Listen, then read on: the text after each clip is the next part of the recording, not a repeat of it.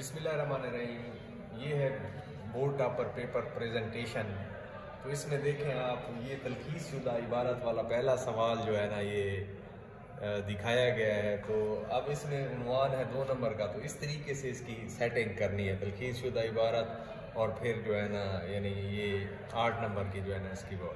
अच्छा, अब देखें दूसरा सवाल जो है गज़ल के अशार की तशरीह है। तो गज़ल के अशार की तशरीह आप लोगों ने कैसे करनी, ठीक है। तो इसमें जो है ना 5-4 लाइनों का जो है थोड़ा सा तारुफ आप लिखेंगे और फिर इसमें जो है ना इसका मफहूम आप वाज़े क्लियर करेंगे। अच्छा, फिर इसमें रिलेटेड अशार आपके जो है वो खूबसूरत होने चाहिए इस तरह, ठीक है। मफहूम भी क्लियर है, रिलेटेड अशार भी क्लियर है, खूबसूरत सा तारुफ भी है। तो इसीलिए जो है ना फिर आप ये दूसरा शेर करेंगे, ठीक है। दूसरा शेर, तुम मेरे पास होते हो गोया जब कोई दूसरा नहीं होता, ठीक है। फिर उसमें रिलेटेड शेर लिखेंगे आप, फिर इसी तरह नंबरिंग करेंगे। तीसरा शेर, फिर उसी तरह जो है ना ये उसके रिलेटेड अशार और मफहूम भी क्लियर हो, रिलेटेड अशार भी खूबसूरत हो और तारुफ भी हो, तो फिर वो आपके नंबर नहीं काट सकता।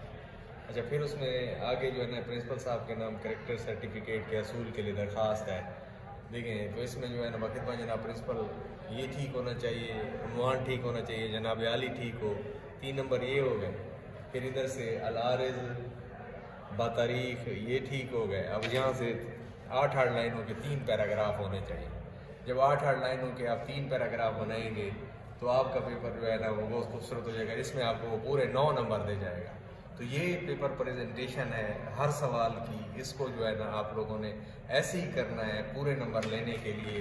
तो ये खूबसूरत तरीक़ाकार आपको अपनाना पड़ेगा, फिर जाकर जो है ना आपका ये खूबसूरत जो है एक पेपर वजूद में आएगा।